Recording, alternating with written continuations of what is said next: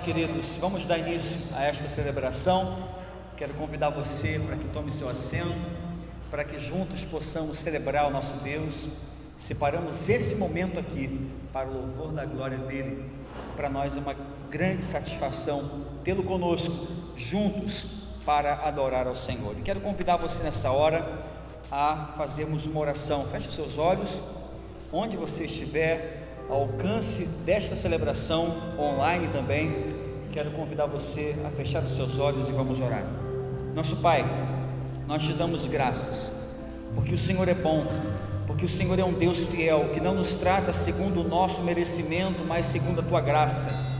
E é confiado nesta graça que nós nos aproximamos de ti, ó Deus, com corações contritos, conscientes da nossa própria pecaminosidade e confessando, ó Pai, a nossa total dependência de ti.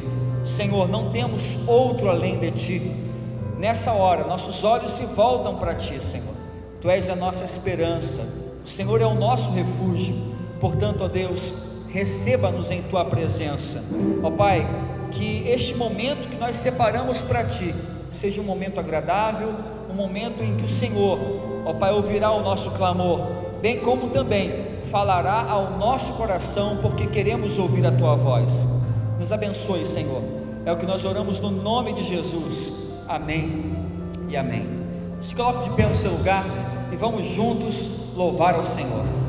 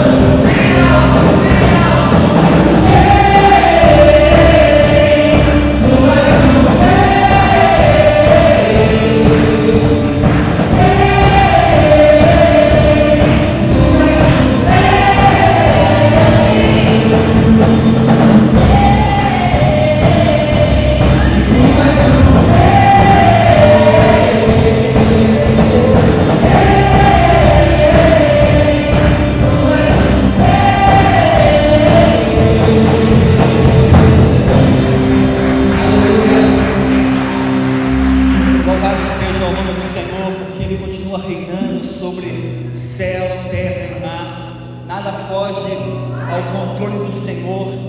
Querido, tudo que você vê, tudo que está acontecendo pode parecer confuso aos seus olhos, pode parecer estranho, pode causar-lhe medo, temor, mas confia, está tudo sob o controle dele, está tudo sob o controle do Senhor. Ele está governando a história. Houve um momento na palavra de Deus em que os discípulos estavam em alto mar, e o barco em que eles estavam estava atormentado por uma grande tempestade, de maneira que os discípulos chegaram a crer que iriam morrer. E o texto da palavra ressalta que Jesus estava naquele barco dormindo.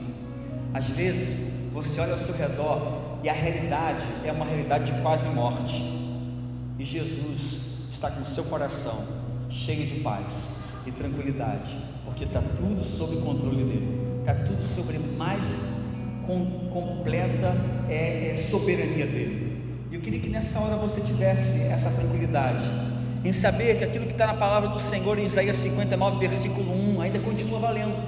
Esse texto não foi revogado, esse texto não foi anulado da palavra.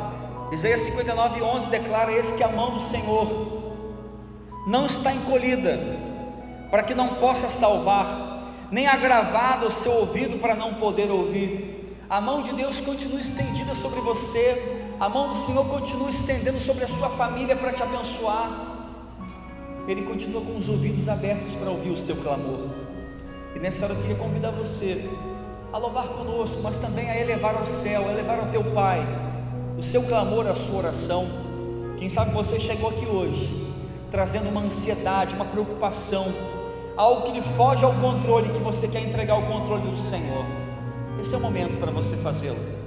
Vamos louvar, mas enquanto nós cantamos, declare isso para o Senhor: Senhor, eu estou te entregando essa luta, eu estou lhe entregando essa dificuldade, porque creio que o Senhor ouve as nossas orações.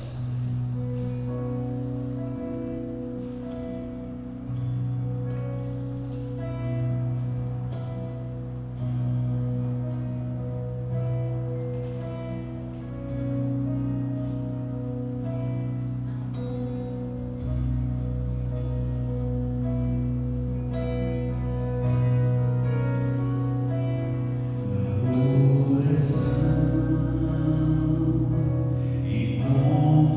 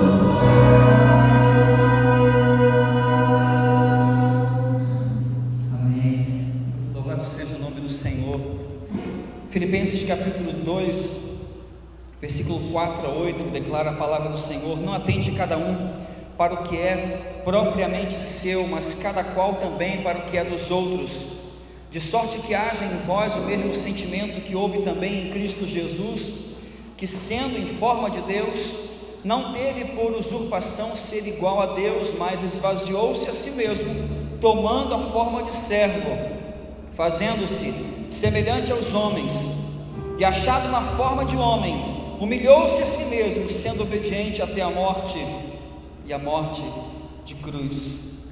Jesus não se preocupou apenas com aquilo que era peculiar da sua vida, mas Ele veio para dar a sua vida em resgate de muitos.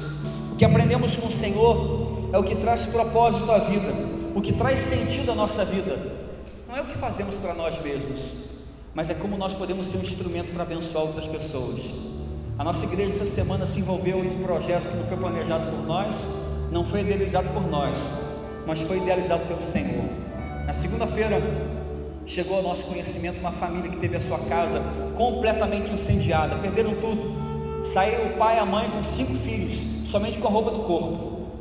Na segunda-feira, 2 horas, a casa pegou fogo. Segunda-feira, 5 da tarde, uma pessoa me ligou e falou: pastor, eu sei que a sua igreja gosta disso e estou pedindo ajuda.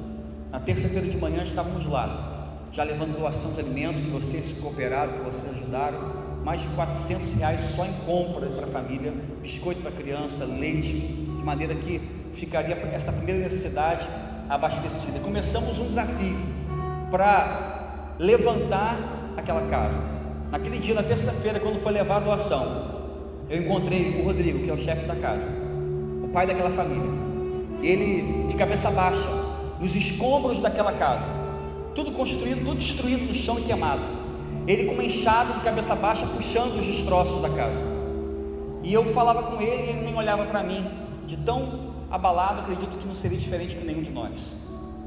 E eu falei com ele assim: olha para mim. Ele olhou para mim e eu perguntei: você me conhece? Ele falou: não te conheço. E eu falei: eu sou o pastor Leonardo, eu vim aqui para dizer para você, em nome de Jesus, que o Senhor teu Deus te ama. É um irmão nosso em Cristo. O Senhor teu Deus te ama e Ele não vai te desamparar. Eu vim dizer para você aqui pela fé, que aquilo que esse fogo lhe roubou, aquilo que o diabo lhe roubou, o Senhor vai lhe dar em dobro. Ele olhou para mim e disse: pastor, não tem como. Eu estou fazendo essa obra aqui há 10 anos, um pequeno barraquinho, uma casa muito humilde. Eu estou fazendo essa obra há 10 anos e eu perdi tudo hoje. E eu falei para ele assim, eu não sei como que eu falei isso, mas eu falei: em 10 dias o Senhor te dará em dobro de tudo que você perdeu. Ele olhou para mim e disse: será? Eu disse: você verá. Ontem eu fui na obra, irmãos, e foi maravilhoso ver. Chegando lá, a casa já está sendo construída. Já quando eu saí, à 1 da tarde, a obra já estava com a metade da parede levantada. Mas não a obra da casa que foi destruída, mas a obra da casa que ele sempre quis fazer, aquela que ele sempre quis fazer. Afinal são 5 filhos, só tinha um quarto, agora são 3 quartos. E ele olhou para mim e falou assim: pastor, Deus é fiel, Deus é fiel. E estávamos lá celebrando, nos alegrando. Irmãos, o que traz sentido para a nossa vida, o que traz significado para a vida, não é o que você faz com a sua vida só para você, é o que você faz para servir o seu próximo, é o que você faz, assim como Jesus fez. Jesus esvaziou-se da sua glória, ele veio a este mundo, tomou forma de homem e deu a sua vida por amor a mim e a você, de maneira que hoje nós só podemos estar aqui por causa daquilo que Jesus fez por nós lá atrás. Assim também Deus quer que você vá e faça o mesmo com a sua vida, que a sua vida seja um canal de bênção para a humanidade, que através de você vidas sejam tocadas. Esse é um exemplo, um ponto que nós vamos continuar ajudando, mas chega todo dia para nós pessoas passando dificuldade. A nossa igreja tem cooperado através da campanha do Quilo do Amor. Já chegamos a 180 cestos entregues, 180 famílias abençoadas. Queremos passar disso, queremos chegar a 200 e quantos mais forem necessários. Por quê? Porque nós decidimos uma coisa: não queremos viver para nós mesmos. Eu quero viver para ser bênção para o meu semelhante. Para que isso aconteça, eu preciso viver todo dia pedindo que o Senhor venha a encher o meu coração, que tenha mais de Jesus na minha vida, menos de mim mesmo, menos das minhas ambições, menos da minha vontade e mais do Senhor. Amém? Amém, igreja? Vamos louvar o Senhor enquanto nós cantamos. Se você separou para hoje a sua dedicação, a sua oferta, o seu dízimo, venha aqui à frente, consagra no altar de Deus. Peça a você a gentileza de lembra de trazer o quilo do alimento. Traz pouquinho, não precisa trazer tudo de uma vez. Traz um quilinho, coloca lá. É uma maneira que você tem, de pouquinho em pouquinho, abençoando muita gente que está precisando desse tempo difícil que a gente está vivendo. Amém? Vamos louvar o Senhor. Enquanto nós cantamos, venha com alegria e dedique ao Senhor.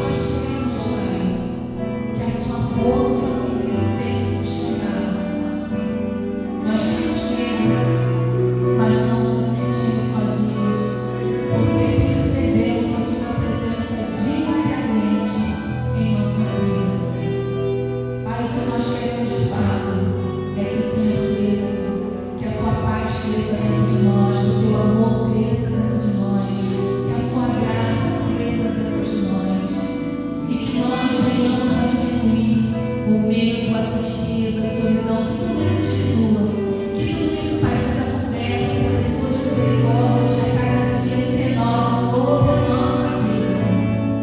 Queremos mais de ti, não queremos mais de ti, Pai, porque queremos ser um pouco melhores, não. Queremos mais de ti, Pai, porque somos nada sem ti. Queremos mais de ti, Pai, porque somos pecadores, miseráveis. Mas quando o teu amor preenche nossa vida, nos tornamos especiais, nos tornamos templo do teu Espírito Santo. E é isso, Pai, que nos faz família, que nos torna filhos. É isso que nos torna, Pai, participantes da tua herança, junto com Cristo Jesus. E é por isso, Pai, que queremos mais de ti, porque não temos nada e não somos nada. Tudo que tem em nossas mãos é o Senhor quem tem nos provido. Portanto, Pai, nós estendemos a receber o que o Senhor tem para nós, porque é o melhor, porque é perfeito, porque é agradável. Que a tua vontade, Pai, seja a nossa vontade. Que nós aprendamos, Pai, a depender das tuas promessas. Nós queremos, Jesus, ensina-nos a depender de ti, mais de ti, menos de nós mesmos. É o que nós clamamos nessa manhã. Queremos te pedir também, Pai, pelas tuas misericórdias, ilumine, esclareça o pastor Vitor, que as palavras dele, Pai, venham do teu trono, Pai do céu. Que tudo que ele fizer, tudo que ele falar, Pai, encontre, Pai, terra fértil em nosso coração. Que os nossos ouvidos estejam atentos, Pai, à tua palavra nessa manhã. O Senhor não nos trouxe aqui por qualquer motivo. O Senhor nos trouxe aqui porque tinha algo especial para fazer em nós nessa manhã. Usa o pastor Vitor poderosamente para falar aos nossos corações, porque nós precisamos, Pai. Usa-o, Pai, em nome de Jesus nós clamamos. Amém, Senhor. Amém, Senhor. Você pode se sentar, querido.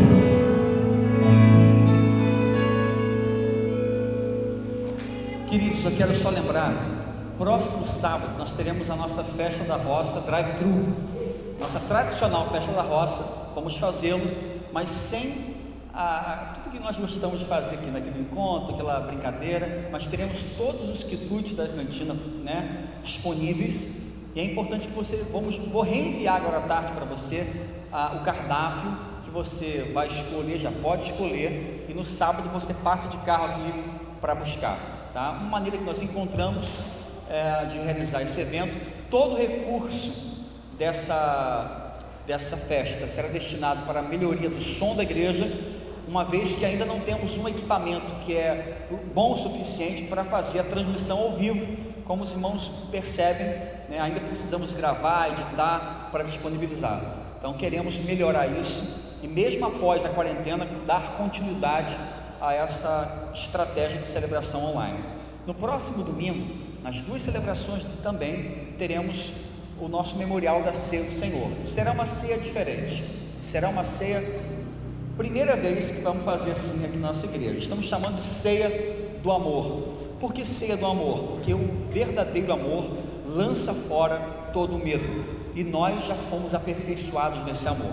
É uma ceia que foi preparada para você, tá?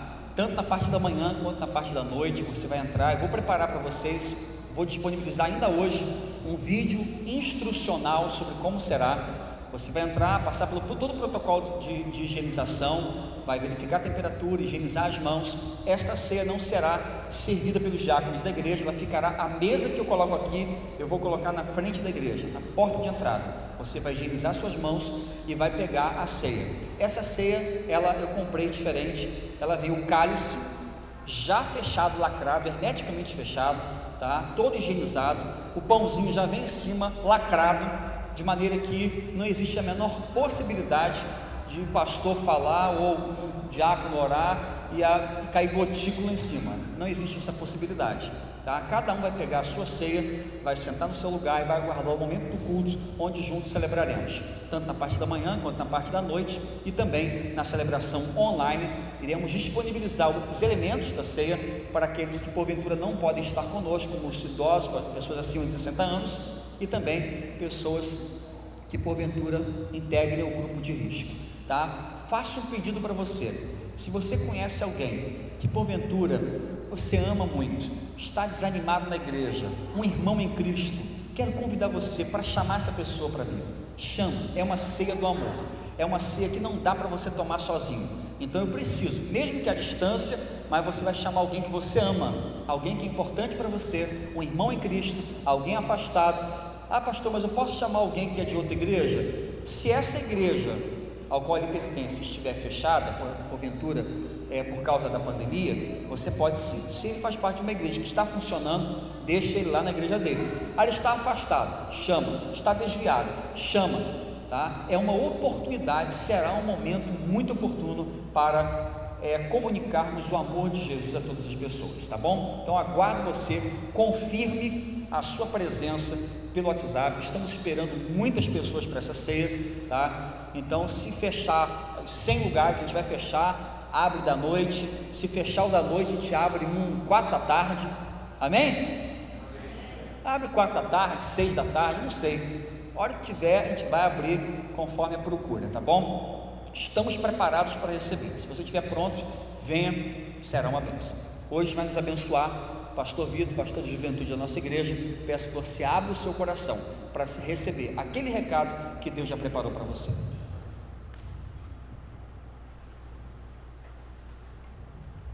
Graças a Deus, irmãos. Muito bom, pai. Muito bom a oportunidade de compartilhar a palavra aqui com vocês, olhando para vocês. Confesso que foi desafiador esse tempo. Não sei que o pastor Leonardo foi tranquilo ficar pregando só para a câmera. Foi tranquilo, pastor? É muito ruim, gente. É muito ruim. Mas se faz necessário.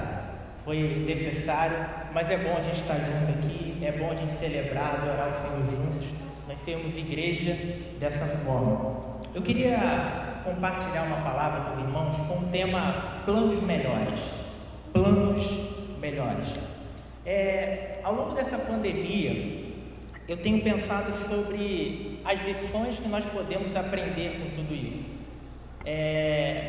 Perguntas que a gente pode fazer, e nós vamos fazendo para essa situação. Como que nós podemos sair diferente de tudo isso? Como que nós podemos sair melhores de tudo isso? Muito tem se falado sobre o novo normal. Acho que aonde a gente vai, a gente entra na internet, nas redes sociais, a gente vê muita coisa sobre o novo normal, sobre uma nova forma de vivermos, uma nova forma de encararmos a vida. Mas o que de fato tem me inquietado é o que será diferente nas nossas vidas? O que tem sido diferente e o que será diferente nas nossas vidas?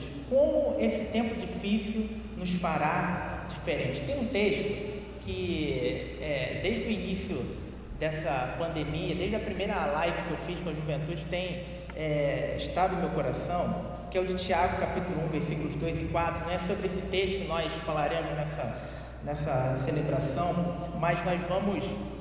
eu queria compartilhar esse texto rapidamente, que diz: meus irmãos, considerem motivo de grande alegria o fato de passarem por diversas provações, pois vocês sabem que a prova da sua fé produz perseverança, e a perseverança deve ter ação completa, a fim de que vocês sejam maduros e íntegros, sem lhes faltar coisa alguma.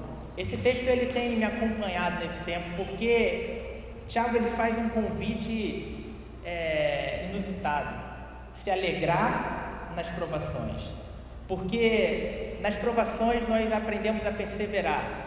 E a perseverança, ela nos leva a um novo nível de maturidade, de integridade. Nós podemos então crescer nas provações quando nós perseveramos em meio às provações. O pastor Andy Stanley, ele disse que a dor ser um ganho seria uma vergonha. A dor sem ganho seria uma vergonha. Elizabeth Elliot escreveu: foi por meio do sofrimento mais intenso que Deus me ensinou as lições mais profundas. Foi por meio do sofrimento mais intenso que Deus me ensinou as lições mais profundas. Nós podemos aprender grandes lições com esse tempo. Eu não sei se você já conseguiu aprender algo. Eu não sei se você já consegue enxergar o mundo de outra forma. Eu não sei se você já consegue enxergar as pessoas que estão à sua volta de outra forma. Só que muitas coisas realmente podem ser diferentes na nossa vida, nesse novo tempo, nesse novo normal e daqui para frente. E a partir disso, eu queria compartilhar algo que essa pandemia gerou. Essa pandemia ela gerou planos frustrados. Se você parar para pensar, quantos planos você tinha no final de 2019 para o ano de 2020? Quantas coisas você planejou? Quantas coisas você sonhou? O final de 2019, eu fiz até essa pesquisa essa semana, pesquisando algumas notícias do final de 2019. O final de 2019 foi marcado por muito otimismo da mídia, falando de um ano da retomada da economia, aumento da oportunidade de empregos, oportunidades para novos negócios, novos investimentos. E a gente, nessa onda, a gente também faz o nosso planejamento. Quantas coisas você sonhou? Um novo empreendimento, aumentar o seu empreendimento, uma viagem, realizar algo novo, um novo emprego, fazer um novo curso. Eu e a Viviane, a gente tinha muitos planos para esse ano. A gente terminou 2019 com um retiro da juventude extraordinário. E a gente reuniu os voluntários algumas semanas depois, e a gente já estava planejando esse ano.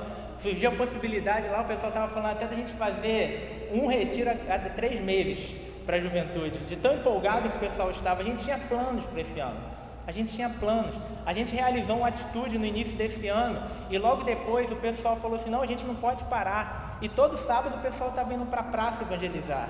A gente estava planejando novos passos, os voluntários do nosso projeto lá em Monte Belo estavam planejando novos passos para o projeto lá, um novo espaço, novos sonhos, novos projetos.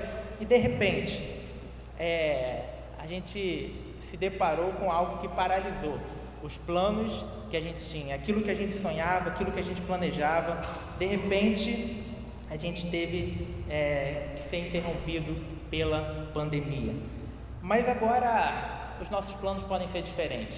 A gente pode olhar para os nossos planos de uma forma diferente.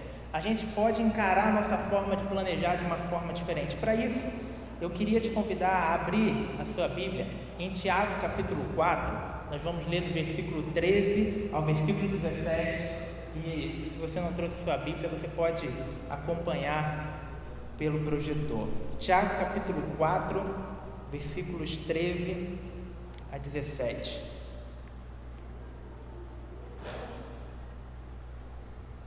Diz o seguinte: agora escutem, vocês que dizem, hoje ou amanhã iremos a tal cidade e ali ficaremos um ano fazendo negócios e ganhando muito dinheiro. Vocês não sabem como será a sua vida amanhã, pois vocês são como uma neblina passageira que aparece por algum tempo e logo depois desaparece. O que vocês deveriam dizer é isto: se Deus quiser, estaremos vivos e faremos isto ou aquilo. Porém vocês são orgulhosos e vivem se gabando. Todo esse orgulho é mau. Portanto, comete pecado a pessoa que sabe fazer o bem e não faz. A carta de Tiago é uma carta extraordinária. A carta de Tiago é uma carta muito prática. Alguns autores falam que Tiago vai direto ao ponto e comparam a carta de Tiago no Novo Testamento como Provérbios no Antigo Testamento, porque tem lições práticas para a vida.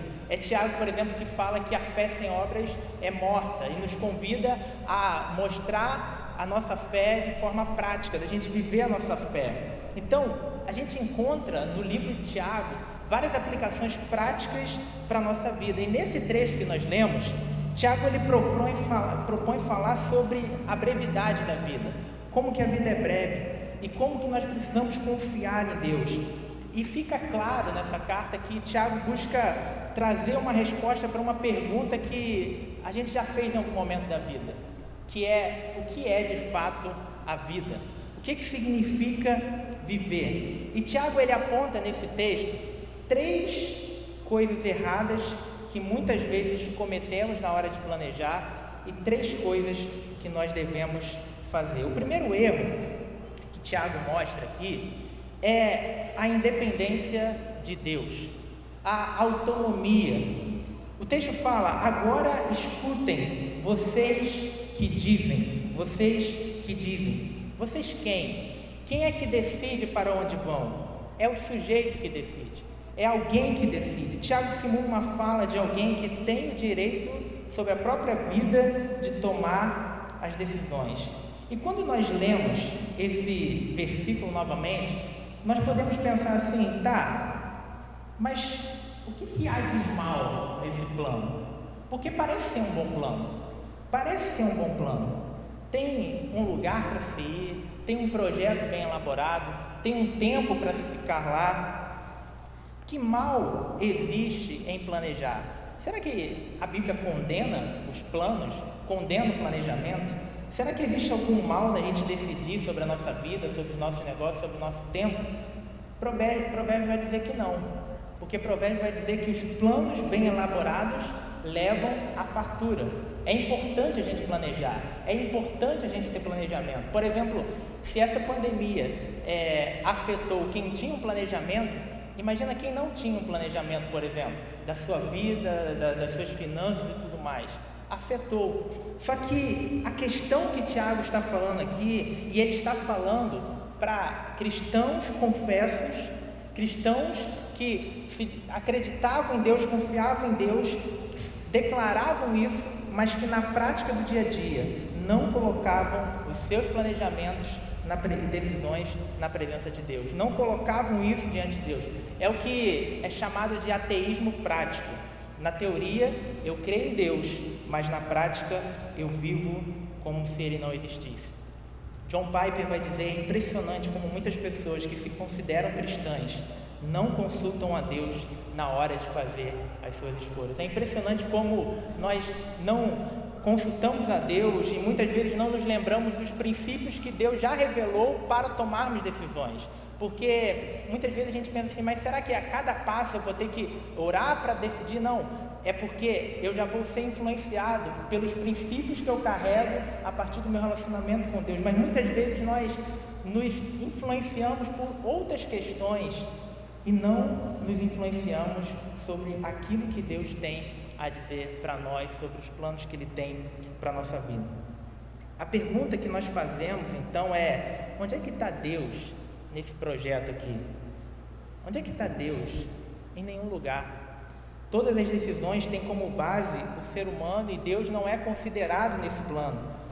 O versículo reflete a fala de alguém que despreza a participação de Deus em sua vida e reflete alguém que confia tanto no seu projeto, tanto na sua maneira de enxergar o seu futuro, que demonstra uma pessoa que é autossuficiente, é autônoma e busca tomar as suas decisões de forma autônoma. É interessante que muito tempo se passou dessa carta e nós muitas vezes vivemos dessa forma. Nós estamos numa sociedade em que Deus foi colocado à margem, um mundo no qual Deus não faz mais parte, e muitas vezes o nosso Deus é lembrado apenas no domingo, apenas em uma celebração, e nós esquecemos a importância de Deus fazer parte da nossa vida. Muitas vezes é um Deus que não tem nada a ver com a minha vida, com o meu dia a dia. Deus não tem nada a ver com os meus estudos, Deus não tem nada a ver com os meus negócios, com a minha carreira, com o meu tempo, com a minha sexualidade, com a forma como eu administro a minha vida, como eu me relaciono com uma família, como que eu cuido dos meus filhos, como eu trato minha esposa, como eu trato meu marido. Deus é o Deus que eu celebro no domingo. Só que a gente precisa entender que Deus ele precisa estar presente no nosso dia a dia, nos nossos passos, nas nossas decisões, nos nossos relacionamentos. Se a gente entendesse isso, muitas coisas seriam diferentes na hora de fazermos planos, na hora de planejarmos. E onde é que está isso? Olha, o texto fala assim: olha, hoje ou amanhã, quem é que decide? Eu decido. Iremos a tal cidade, quem que decidiu o lugar? Ficaremos ali o ano, quem que decide o prazo? Fazendo negócios, quem que decide a atividade, ganhando muito dinheiro, quem que decide o propósito é o homem, que guia os seus próprios passos, que toma as suas próprias decisões.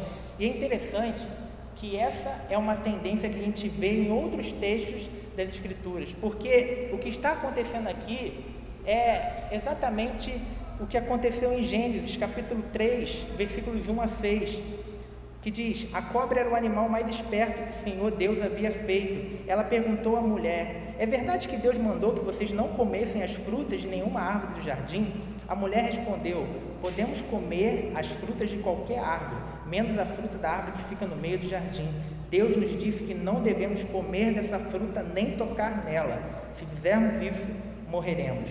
Mas a cobra afirmou: vocês não morrerão coisa nenhuma. Deus disse isso porque sabe que quando vocês comerem a fruta dessa árvore, os seus olhos se abrirão e vocês serão como Deus, conhecendo o bem e o mal. A mulher viu que a árvore era bonita e que suas frutas eram boas de se comer, e ela pensou como seria bom ter entendimento. A narrativa aqui, a ideia era que, a ideia que estava na cabeça de Eva era: como seria bom se eu tivesse todas as respostas, se eu pudesse decidir por mim mesma, como seria bom se eu fosse autônoma e não dependesse das orientações que Deus me deu. No episódio da Torre de Babel, os homens construíram uma torre para que chegasse até o céu e para que o nome deles fosse famoso. Gênesis capítulo 11, versículo 4. Aí disseram: agora vamos construir uma cidade que tem uma torre que chegue até o céu. Assim ficaremos famosos e não seremos espalhados pelo mundo inteiro. E o que Deus faz diante disso, dessa busca pelo sucesso, pelo nome ser espalhado pelo mundo inteiro? Deus confundiu as línguas, mostrando como que era falho aquele plano. E o que Tiago fala é que isso é orgulho. E ele fala: olha, porém vocês são orgulhosos e vivem se gabando seus planos. E é o que Provérbios fala também, que o orgulho leva à destruição. Quando nós confiamos demais nos nossos planos, quando nós confiamos demais no nosso projeto ao ponto de acreditar tanto nisso, que nós deixamos Deus de lado, nós deixamos princípios de lado, nós deixamos valores de lado, nós corremos o risco de cair em destruição e desgraça. É o que diz Provérbios 16, 18. O orgulho leva a pessoa à destruição e a vaidade faz cair na desgraça. Parafraseando esse texto, poderíamos dizer assim: olha, quanto mais independentes e orgulhosos nós somos de Deus, mais nós vamos nos arrebentar, mais nós vamos quebrar a cara. Quantas vezes a gente já quebrou a cara por tomar decisões sem consultar a Deus, por tomar decisões deixando princípios e valores de lado, por tomar decisões dando passos sem consultar ao Senhor. E esse é um erro que Tiago fala. O segundo erro é um desejo insaciável de possuir. O desejo insaciável de possuir. O versículo 13 fala: agora escutem, vocês que dizem, hoje ou amanhã iremos a tal cidade, ali ficaremos um ano inteiro, fazendo negócios e ganhando muito dinheiro. Uma das características do nosso tempo é o consumismo. O consumo tem sido apontado como um organizador da vida cotidiana. É como se a sociedade dissesse para a gente assim: olha, diga-me o que você consome, que eu direi quem você é. O ter se tornou mais importante do que o ser. Possuir algo se tornou algo que se tornou mais importante do que quem de fato nós somos. E muitas vezes as pessoas são qualificadas por aquilo que elas têm. E por conta disso, a gente vive numa sociedade onde as pessoas estão cada vez mais insatisfeitas com a vida que têm e não conseguem se satisfazer de nenhuma forma e sempre precisam de algo mais. Essa busca insaciável de ter e ter cada vez mais. Então, a gente vive um tempo de insatisfação. Não é à toa, irmãos, não é à toa que eu falo isso por pastorear a juventude. Não é à toa que a gente vive num tempo de uma geração doentia. A nova geração está doente por causa dessa insatisfação. A gente percebe isso. cada vez mais a gente vê a nova geração adoecendo por causa de comparação. Elas vivem no mundo das redes sociais, comparando as suas vidas com a vida de outras pessoas, pessoas que ganham dinheiro para estar nas redes sociais, para mostrar uma vida que na verdade não é aquilo. A gente percebe isso. Essa semana mesmo, mais uma youtuber, 10 anos no YouTube, ela falou que não aguentava mais aquela vida, porque ela já estava demonstrando algo que ela já não aguentava mais mostrar aquilo. E a gente vive uma geração que tem se comparado com isso tudo. E se você conhece adolescentes e jovens, você sabe do que eu estou falando. Uma geração que tem cada vez mais uma baixa autoestima e tem sofrido com isso, depressão, ansiedade, crises, por conta dessa comparação, por conta dessa insatisfação. Por quê? Isso tem a ver com esse consumismo também, que tem a ver que a felicidade está em consumir, em ter.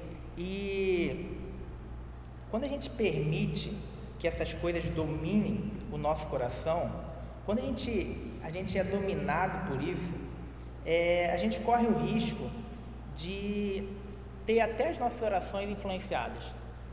E as nossas orações só se tornam pedidos para Deus, pedindo coisas, e a gente nunca consegue nem parar para agradecer. A gente não consegue nem ter gratidão pelo cuidado do Senhor, pelo sustento do Senhor, por exemplo, em tempos como esse, de perceber como que Deus tem sustentado a nossa vida, como Deus tem guardado a nossa vida. E é interessante que, na contramão desse tipo de sentimento, o apóstolo Paulo declarou na sua primeira carta a Timóteo, no capítulo 6, a partir do versículo 8: portanto, se temos comida e roupas, fiquemos contentes com isso. Porém, os que querem ficar ricos caem em pecado ao serem tentados e ficam presos na armadilha de muitos desejos tolos que fazem mal e levam as pessoas a se afundarem na desgraça e na destruição. Pois o amor ao dinheiro é uma fonte de todos os tipos de males, e algumas pessoas, por quererem tanto dinheiro, se desviaram da fé e encheram a sua vida de sofrimentos. Olha, o que eu estou querendo dizer não é que ter dinheiro é errado, mas colocar o dinheiro como um Deus na sua vida é errado. É errado. John Piper também diz que este é o propósito universal de Deus para todo sofrimento cristão: mais contentamento nele e menos satisfação no mundo. Um tempo como esse nos ensina a ter mais contentamento em Deus, a gente se contentar nele, porque muitas vezes a gente pensa que o dinheiro é apenas um objeto, é apenas algo que a gente utiliza no dia a dia, mas na Bíblia o dinheiro é muito mais do que um objeto. O dinheiro ele tem uma personalidade, porque o dinheiro ele possui um poder de persuasão. O dinheiro ele move, o dinheiro ele seduz, e o dinheiro pode inclusive mandar na nossa vida. O dinheiro pode ter poder sobre a nossa vida, pode controlar a nossa vida. Não é à toa que a Bíblia vai dizer assim: olha, vocês não podem servir a Deus e ao dinheiro. Vocês não podem servir a dois senhores. O dinheiro é colocado como um Deus na Bíblia, porque ele tem poder para influenciar a nossa vida.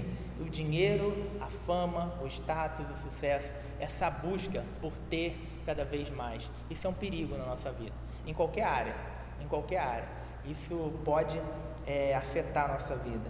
O Mike Cohen, ele escreveu que a pandemia gerada pelo coronavírus tem revelado os ídolos que controlam a nossa vida. O que a gente tem buscado? O que o nosso coração tem desejado? Será que a gente consegue encontrar satisfação em Deus, ou nós vivemos a nossa vida insatisfeitos com aquilo que a gente tem? Uma coisa que a gente precisa entender é que quando a gente não consegue encontrar satisfação em Deus, nada do que a gente conquistar vai nos tornar satisfeitos. A gente sempre vai querer um pouco mais, a gente sempre vai querer mais, e esse desejo de encontrar satisfação em algo que é terreno nunca vai nos dar a satisfação completa. E o que Tiago está falando é que essa busca ela é um erro. E um terceiro erro é a alienação em relação à brevidade da vida. A alienação em relação à brevidade da vida. Versículo 14 vai dizer assim: vocês não sabem como será a sua vida amanhã, pois vocês são como uma neblina passageira, que aparece por algum tempo e logo depois desaparece. Tiago está revelando pessoas que vivem na falta de consciência do que é a vida, pessoas que não sabem o que é a vida, pessoas que vivem tão distraídas, buscando seus próprios interesses, que não param para analisar a vida e não param para perceber como que a vida passa rápido.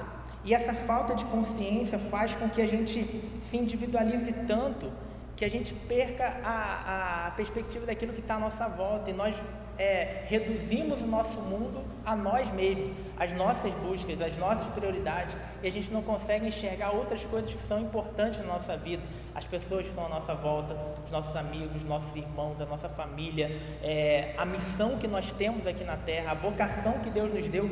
Nós estamos tão envolvidos com os nossos objetivos, a gente não percebe o que nós estamos perdendo, porque a gente perde a nossa identidade. A gente perde a nossa identidade quando nós não entendemos como que a vida é breve, como que a vida é passageira. O Rubem Alves vai dizer que a vida é como um menino que tem diante de si uma bacia cheia de jabuticabas. Ela vai acabar rápido. Então você pode colocar aqui alguma coisa que você goste muito, uma bacia cheia de pipoca, uma bacia cheia de morango, uma bacia cheia de uva. Ela se vai. O Christian Barbosa, especialista em produtividade e gestão do tempo, vai dizer que a vida é curta, por isso não faça dela um rascunho, pois pode não dar tempo de você passar ela limpa. A palestrante do TED Talks, Candy Chang, vai dizer: nessa era de crescentes distrações, é fundamental encontrar meios de manter o foco e lembrar que a vida é breve e frágil. Somos sempre desencorajados a falar ou mesmo a pensar sobre a morte, mas compreendi que a preparação para a morte é uma das coisas que mais podem nos fortalecer. Traz clareza sobre a vida, traz clareza à nossa vida. As canções populares falam sobre isso. Tem uma música que fala: a vida é trem-bala, parceiro, e a gente é só passageiro prestes a partir. Tem uma música que fala: hoje aqui, amanhã não se sabe. Uma música que fala: é preciso amar as pessoas como se não houvesse amanhã. Porque se a gente parar para pensar, na verdade não. As pessoas estão falando sobre isso, as canções falam sobre isso, mas muitas vezes nós não refletimos no que Tiago já falou: pois vocês são como uma neblina passageira, que aparece por algum tempo e logo depois desaparece. Eu queria fazer uma pergunta para você. Se você soubesse que iria morrer daqui 1 ano, daqui 3 anos, daqui 5 anos, quais seriam as prioridades que você mudaria na sua vida? Para pensar. Agora eu vou te fazer uma outra pergunta. Se você soubesse que viria uma pandemia esse ano, quais seriam as prioridades que você teria antes de tudo isso? O que você priorizaria? O que você tem sentido falta nesse momento, que você tem entendido que é algo tão importante na sua vida e que talvez, por conta dessa correria da vida, você deixou para trás? Você deixou para trás. Então, entenda, a nossa vida, ela é passageira.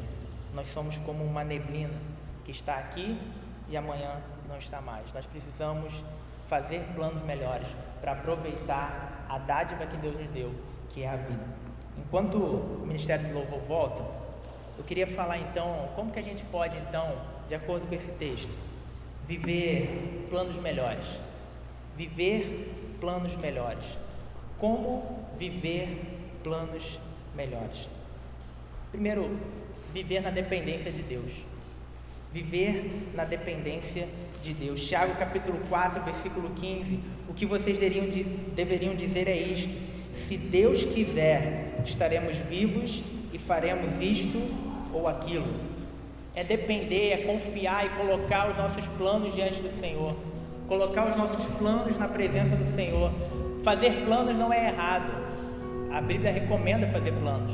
Só que a Bíblia fala o seguinte, Provérbios capítulo 16, versículo 1: ao homem pertencem os planos do coração, mas do Senhor vem a resposta da língua. Planeje, sonhe, pense na sua vida, no seu futuro, mas pegue isso e coloque diante do Senhor. Confie. Provérbios capítulo 3, versículos 5 a 7. Confie no Senhor de todo o seu coração e não se apoie em seu próprio entendimento. Reconheça o Senhor em todos os seus caminhos e e Ele endireitará as suas veredas. Não seja sábio aos seus próprios olhos, tema o Senhor e evite o mal.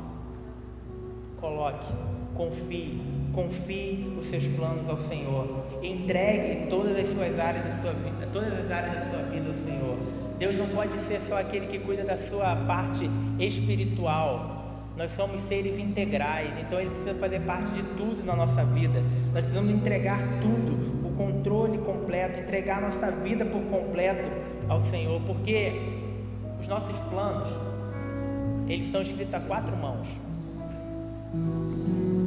A 4 mãos. As nossas mãos trabalhando para planejar e as mãos do Senhor junto com os nossos planos. Não adianta a gente tentar os planos que Deus tem para a nossa vida, Ele nos chama para participar. E os planos que nós fazemos, nós precisamos confiar para que a resposta, para Ele falar assim, não, esse é o plano que eu tenho para a sua vida, vem dele.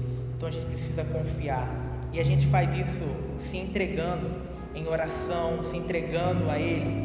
O Josemar Bessa, ele fala, a oração nos lembra que não estamos no controle, mas nós podemos estar perto daquele que está.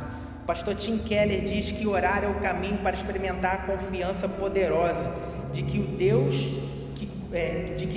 cuida bem de nossa vida, que as coisas ruins serão para o bem, de que as boas não podem ser tiradas e de que as melhores ainda estão por vir. Deus nos surpreende.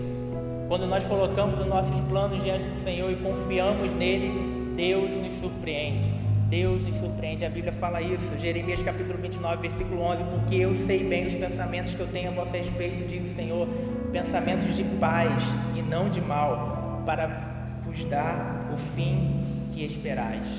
Eu que conheço os pensamentos que tem o povo no cativeiro, o povo sendo levado para o cativeiro, e Deus está dizendo assim, olha, eu sei os planos que eu tenho para vocês. Isaías capítulo 55, versículo 8, pois os meus pensamentos não são os pensamentos de vocês, nem os meus caminhos são nem os seus caminhos são os meus caminhos, declara o Senhor. Eu sei os pensamentos que eu tenho a vosso respeito, de Jeremias. Os meus pensamentos não são os pensamentos de vocês, diz Isaías. Muitas vezes, irmãos, nós usamos um chavão positivista na nossa vida, falando assim, não, se Deus quiser. Mas a gente precisa usar o se Deus quiser na nossa vida como uma confiança mesmo. E realmente confiar, se Deus quiser, vai ser feito. Isso é um ato de entrega. Segundo, saiba o que deve ser mudado, o que precisa ser mudado. Tiago capítulo 4, versículo 15, a parte B diz, estaremos vivos e faremos isto ou aquilo, consciência do que deve ser feito, ajustar o foco. Quando nós confiamos, nos entregamos, nós ajustamos o nosso foco, entendemos o que realmente é importante. E terceiro, seja determinado em fazer o bem. Tiago capítulo 4, versículo 17, portanto, comete pecado a pessoa que sabe fazer o bem e não faz. Quantas vezes nós ouvimos a palavra e não praticamos? Quantas vezes nós já entendemos a vontade de Deus para a nossa vida e não é o que vivemos? E Tiago nos lembra em outro versículo da sua carta, sejam praticantes da palavra e não apenas ouvintes. Vamos ser determinados em fazer aquilo que Deus já revelou, aquilo que Ele já mostrou que é o plano dele para a nossa vida. A vida é uma dádiva de Deus. Ele deseja que a gente use a nossa vida com um propósito e nós não podemos viver alienados. Precisamos compreender qual é a vontade do Senhor para as nossas vidas nesse tempo. E eu queria terminar lendo Efésios capítulo 2, a partir do versículo 1, que diz: vocês estavam mortos em suas transgressões e pecados, nos quais costumavam viver, quando seguiam a presente ordem deste mundo e o príncipe do poder do ar, o espírito que agora está atuando nos que vivem na desobediência. Anteriormente, todos nós também vivíamos entre eles, satisfazendo as vontades da nossa carne, seguindo os seus desejos e pensamentos. Como os outros, éramos por natureza merecedores da ira. Todavia, Deus que é rico em misericórdia, pelo grande amor com que nos amou, deu-nos vida com Cristo, quando ainda estávamos mortos em transgressões. Pela graça vocês são salvos. Deus nos ressuscitou com Cristo e com Ele nos fez assentar nos lugares celestiais em Cristo Jesus, para mostrar nas eras que hão de vir a incomparável riqueza de sua graça, demonstrada em sua bondade para conosco em Cristo Jesus. Pois vocês são salvos pela graça por meio da fé, e isto não vem de vocês, é dom de Deus, não por obras para que ninguém se glorie, porque somos criação de Deus, realizada em Cristo Jesus, para fazermos boas obras, as quais Deus preparou antes para nós a praticarmos. Deus tinha um plano para a nossa vida, Deus quer realizar o plano dele, Deus quer que a nossa vida seja realizada para fazer as obras que Ele tem preparado para nós. Antes dos planos que Ele quer realizar na nossa vida, Ele muda a nossa identidade. Ele muda a nossa identidade. Nós somos alcançados por Cristo para viver uma nova identidade, a identidade de filhos de Deus. Nós que vivíamos distantes, fomos aproximados por Sua graça, fomos aproximados pelo Teu amor, e nessa nova identidade, nós tomamos as nossas decisões, nós fazemos os nossos planos debaixo dessa direção, para viver as obras que Ele planejou que nós vivêssemos. Ele tem um plano perfeito para a nossa vida, e o plano dele começou na cruz, quando o caminho foi aberto para que a gente pudesse se relacionar com o Pai, e no relacionamento com o Pai a gente pudesse ouvir a Sua voz, ser direcionado pela Sua voz, para viver o que Ele tem para a nossa vida, para a nossa casa, para a nossa igreja, para ser influenciados por isso. Eu quero te convidar a ficar de pé no seu lugar. Nós vamos adorar o Senhor, declarando esse plano perfeito. Jesus é o plano perfeito. Em Jesus nós somos direcionados para o plano que Deus tem para nós.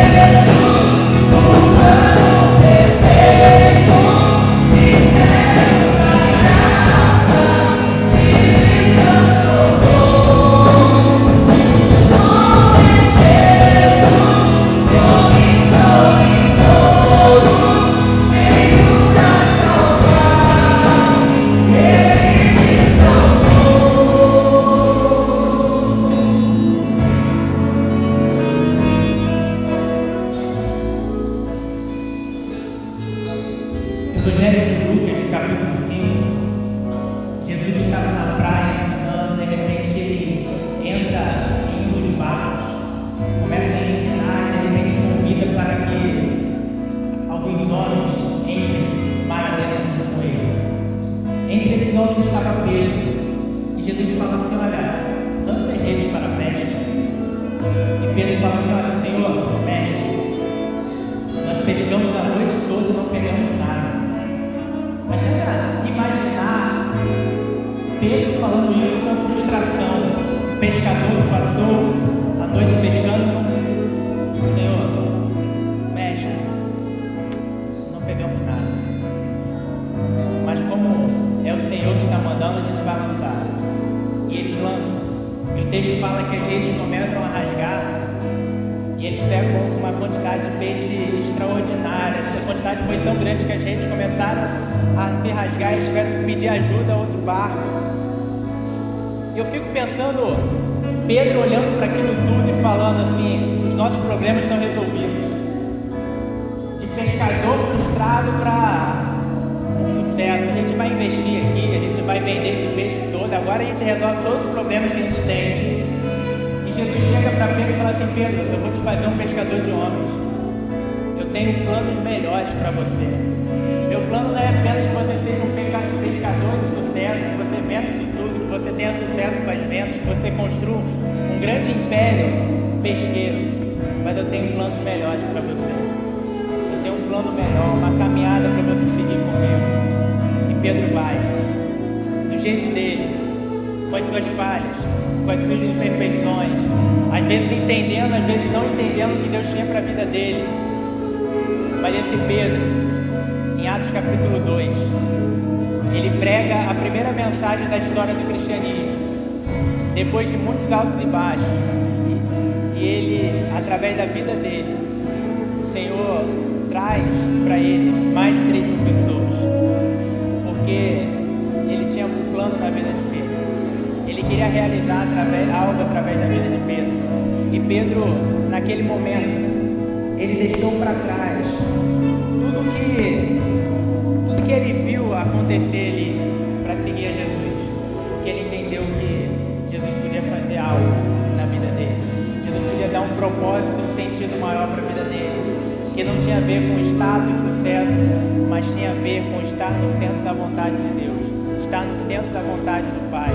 E o plano perfeito de Deus para as nossas vidas também começa quando nós colocamos no centro da nossa vida a vontade do Pai e nos entregamos por completo e entendemos que a cruz abriu o caminho para a gente viver esse relacionamento e viver os planos que o Senhor tem para as nossas vidas. Eu quero orar junto com você nesse momento.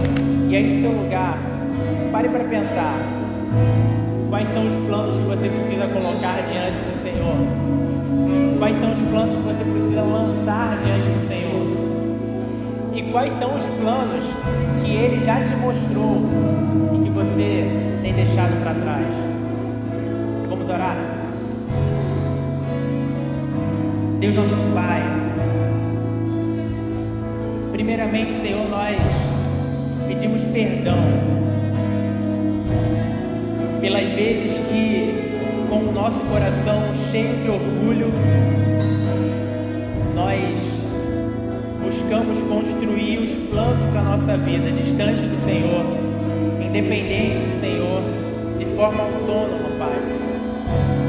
Senhor, nos perdoe por isso, Pai. Porque nós entendemos também que muitas vezes esses planos errados não nos derrubaram completamente por causa da sua misericórdia, da sua bondade que nos alcançou.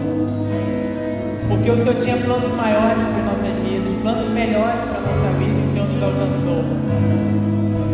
E nessa manhã, nós queremos alinhar, Senhor, o nosso coração à vontade do Senhor. Nós queremos alinhar, Pai, a nossa vida, os nossos planos, aos planos que o Senhor tem para as nossas vidas. Senhor, nós colocamos os nossos planos diante do Senhor. E se não foi isso que o Senhor quer para a nossa vida, Pai, que o Senhor possa rasgar os nossos planos e mostrar os planos que o Senhor tem para a nossa vida. E que através do Teu Santo Espírito, a gente possa ter determinação para ser praticantes daquilo que o Senhor nos revelar, para aquilo que o Senhor nos mostrar, para aquilo que o Senhor nos direcionar, porque nós entendemos que os planos que o Senhor tem para a nossa vida são planos melhores, são os pensamentos que o Senhor tem sobre a nossa vida, e é isso que nós queremos viver. Nós nos lançamos aos Seus pés, Pai, para dependermos, Senhor, completamente de Ti, e não confiarmos, não sustentarmos a nossa vida no nosso próprio entendimento, mas confiarmos nos planos que o Senhor tem para a nossa vida. Por isso, Senhor, nós nos lançamos diante de Ti, confiando que a salvação que foi conquistada na cruz do Calvário abriu o caminho para que a gente pudesse viver tudo aquilo que o Senhor tem para realizar em nós e através de nós. Que a gente entenda, Senhor, os planos que o Senhor tem para a nossa vida, os planos que o Senhor tem para a nossa igreja, os planos que o Senhor tem para a nossa vida, Pai, daqui para frente, Senhor. Nós nos lançamos diante de Ti, confiando no Senhor e oramos, Pai, em nome de Jesus. Amém. Amém.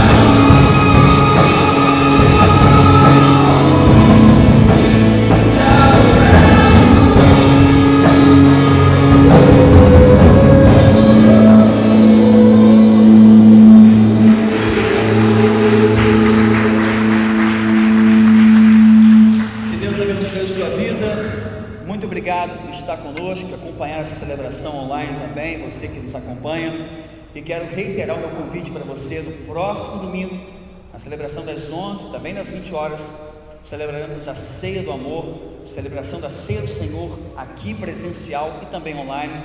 Venha, traga um amigo, traga alguém que você ama. Sábado, dia 1º de agosto, teremos nossa festa da roça drive-thru.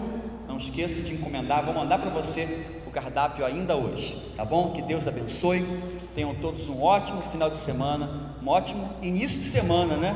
A semana já acabou, estamos começando uma nova semana na presença de Deus. Que Deus abençoe a todos.